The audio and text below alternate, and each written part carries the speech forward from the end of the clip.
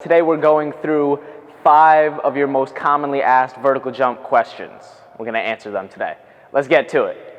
Yeah, look at me now, I came up. I've been thinking back then when I almost gave up on the game cause I never got in my way. Never got my mama whip on the driveway. Number 1 commonly asked question about vertical jump is what sets/reps should I be doing? What reps, how many sets? So in general, on a strength exercise, when you're going for increasing your maximal strength potential, you want to stay low in the rep ranges. So anywhere from 1, 2, 3, up to 5 reps. Nothing more than 5 reps really. So I like doing a lot of sets, a very small amount of reps at very high weight. That's going to be the best stimulus for overall muscle strength and development. So, for example, a barbell squat to parallel. Typically doing 5 sets of 3. So triples, 5 sets of 3. Building my way up. I could increase the intensity by increasing the weight, keeping the reps the same. Or we can increase the reps to 5 sets of 4, and then to 5 sets of 5. But once we reach that 5 sets of 5, I would like to go back to 5 sets of 3 at an increased weight. And that's how I keep a nice, steady, slow, progressive overload to where we can progress without injury and without overtraining. All right, my next most commonly asked question is squat depth. How far down should I squat? So you have, it depends. So it depends on your current strength level. If you're parallel squatting 2 times your body weight, I would say now it's time to make it more sport specific and you can start going quarter squats. But I want you to be able to hit 2 times body weight on parallel squats before you start to transition the focus to quarter squats. So let me just give you an example. Pretty sure most of you know what a parallel squat is, but I'm just gonna give you an example right here. Squat until the thighs are parallel. And then, once you get 2 times your body weight on that, so if I'm 160 pounds, once you can do 320 pounds parallel squat for 1 rep, that's when I want you to start transitioning to more of a jump stance, so maybe probably slightly narrow, and then go more quarter squats right up to here. That way you can go a lot heavier in the sport-specific rep ranges that pertains to jumping.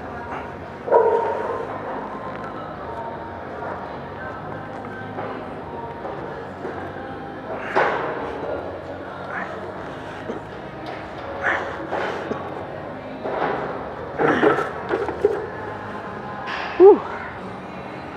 All right, another commonly asked question, should I stop training upper body to maximize vertical jump potential?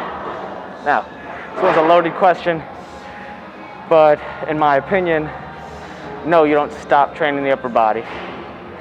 1, you can increase your vertical by working out the upper body, getting more powerful arm swing, and a better stretch reflex in the muscles that'll provide more power on that arm swing coming back.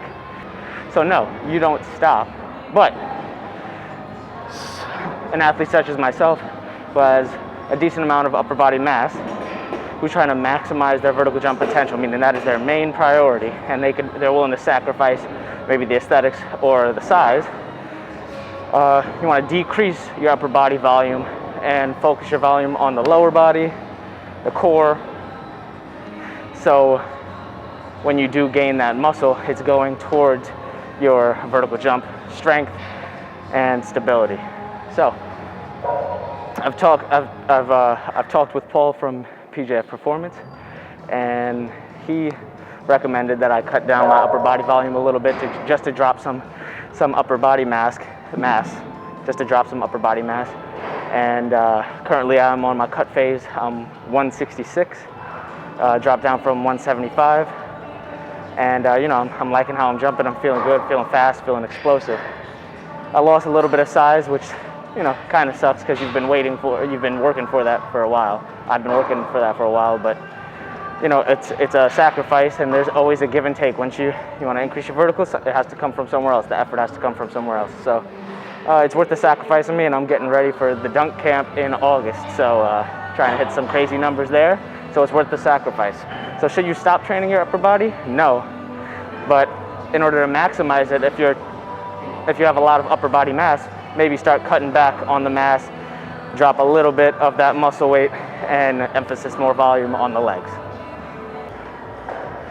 3, 2, 1.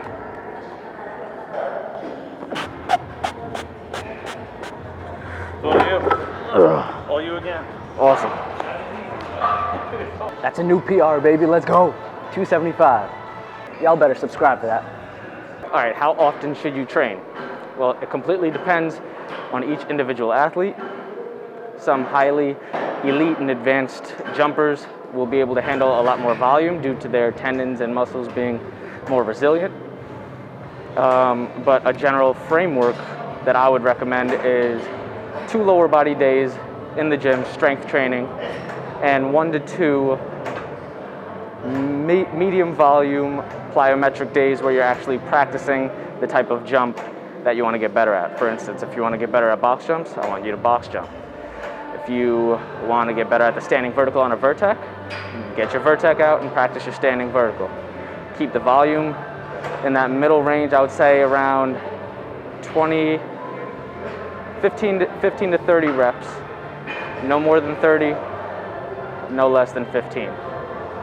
That should give you a basic framework to go off of, and as you become more advanced, you can progress to higher volumes as long as your body is staying healthy without any injury or pain. All right, my 5th most commonly asked vertical jump question is, what should I eat in order to increase my vertical jump?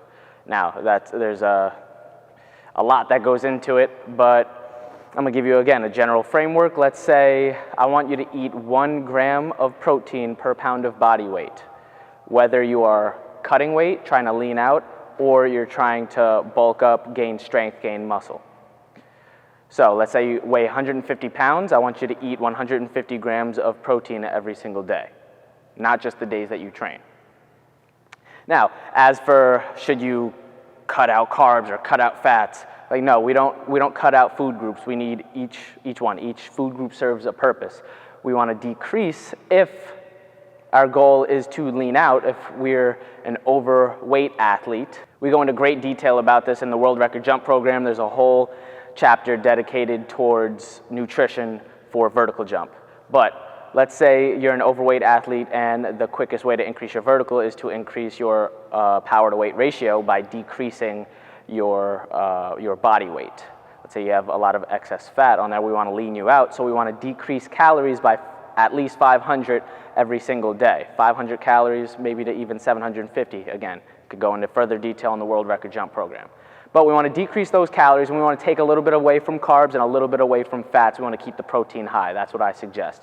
You have to stay hydrated. I want you to drink however much water you're drinking now, I want you to double it, maybe even triple it. A lot of athletes aren't hydrated at all, so I want you guys to do that. Make sure you're getting your fruits, your vegetables, your whole grains in. We're just eating all the food groups, but just we're increasing or decreasing the amount we eat depending on our goals. If our goal is to increase the leg strength, if you're a very lean and skinny athlete, but now you need to add some strength potential, then we need to bulk you up and get some muscle on you. And we're gonna go on a phase of increasing your body weight, muscle mass. And we wanna eat above 500 to 750 calories every single day. So again, keeping the protein high and then filling in the rest with both fats and carbs. And that's how you want to eat in order to achieve your vertical jump goals. It really depends on whether the athlete wants to cut, maintain, or stay the same. If you're trying to maintain, again, keep that protein high and make sure you're eating the same amount of calories as you were when you were in that maintenance phase. All right, that's it. All right, thank you guys so much for watching. I hope this answered a lot of your questions. Please leave a comment below and subscribe to the channel because we're gonna be posting much more frequently. As you see, it's starting to really come on now, and I'm making my push to YouTube. I think this channel deserves more views and subscribers, so I'm gonna work my butt off in order to get us there, okay? Thank you for watching and being a part of the Against Odds Athletics family. I'm Chris Spell, and I am out of here. Come on, you want to jump like this? You got to subscribe to the channel. Whee!